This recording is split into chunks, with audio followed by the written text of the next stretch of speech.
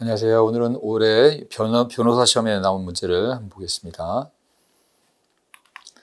신고자가 허위라고 확신하는 사실을 신고한 경우뿐만 아니라 진실하다는 확신 없는 사실을 신고하는 경우, 그 경우에도 무고죄의 범위를 인정할 수 있다. 미필적 고의가 있기 때문에 확신 없는 사실을 신고해도 무고죄가 될 수 있죠. 타인으로 하여금 형사처분을 받게 할 목적으로 공무소에 대해서 허위 사실을 신고하였다고 하더라도 그 사실을 신고죄로서 그에 대한 고소기간이 경과하여 공소를 제기할 수 없음이 신고 내용 자체에서 분명한 때에는 무고죄가 성립하지 않는다. 우리 무고죄는 여러분이 아셔야 될 게, 무고죄는 쓸데없는 국가의 기능, 즉 쓸데없는 수사를 하게 하는 걸 처벌하는 겁니다. 쓸데없는 수사를 하게 하는 걸 처벌하기 때문에 해야 될 수사를 하게 하는 건 무고죄가 안 되고요. 또 하나는 수사를 실제로 하게 만들어야 됩니다. 고소장 내용 안에 신고 자체가 공소를 제기할 수 없다는 게 분명하면 수사를 시작하지 않아요. 그럼 이때는 무고죄가 될 수 없다는 거 기억해 두시고,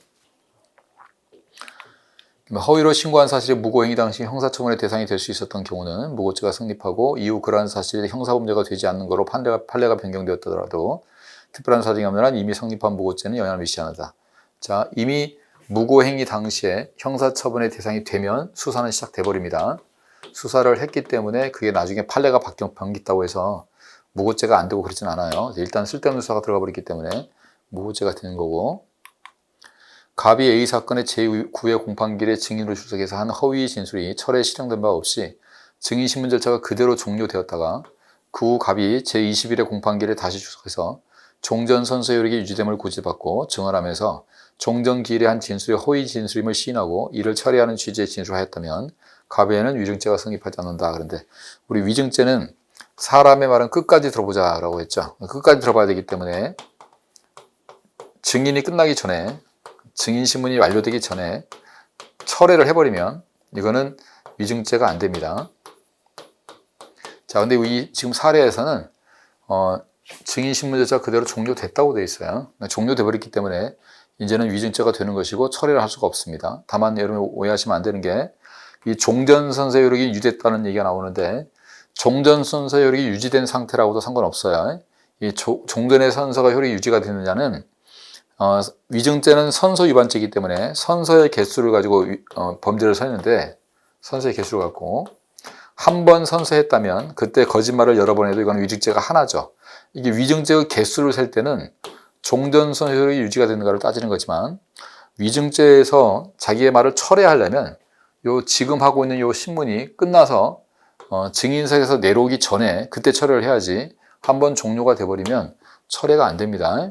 기존 선서로 유지하더라도 주의 좀 해두시고, 변호인 갑이 A의 가명을 받기 위해서 A의 은행 계좌에서 B 회사 명의 은행 계좌로 금원을 송금하고 다시 되돌려받는 행위를 반복한 후 그중 송금 자료만을 발급받아서 이를 2억 원을 변제했다는 허위 주장과 함께 법원에 제출한 경우 갑에게는 증거 위조죄가 성립하지 않는다 그랬네요. 잘 보시면 발급 자체를 송금 자료만을 발급받았습니다. 그래서 은행에서 발급받은 그대로 제출했기 때문에 이건 증거 위조죄가 되는 게 아닙니다. 만약에 이 사람이 보내고 받고 보내고 받고를 했는데 송금한 거하고 입금받은 게 있는데, 은행에서 이렇게 송금과 입금된 걸 전부 다 받아놓고 이 중에서 자기가 입금받은 것만 싹 지워버리면 이건 증거 위조죄가 될 수 있어요. 근데 지금 은행에서 송금 자료만 받았기 때문에 은행에서 나온 자료 그대로 제출한 거지 증거를 위조하거나 그런 거 아닙니다.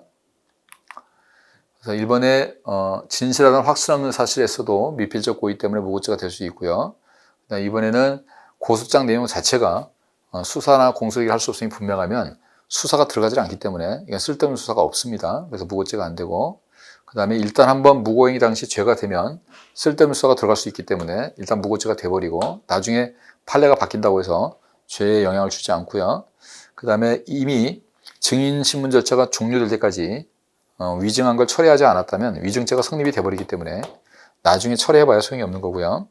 그 다음에 은행에서 송금 자료만을 발급받았기 때문에 송금 자료만 받아가지고 자기가 송금한 내용만 줬기 때문에, 물론 이게 지금 변제를 안 해놓고 입출금을 다 보면 변제가 안 한 게 확인이 되는데 이것만 하면 변제한 것처럼 보이죠. 그렇다고 하더라도 허위 주장을 뒷받침하려고 하더라도 어쨌든 은행에서 준 자료를 그대로 주셨기 때문에 이건 증거 위조죄가 성립하지 않는 겁니다. 그래서 틀린 거는 4번이 됩니다. 그렇습니다.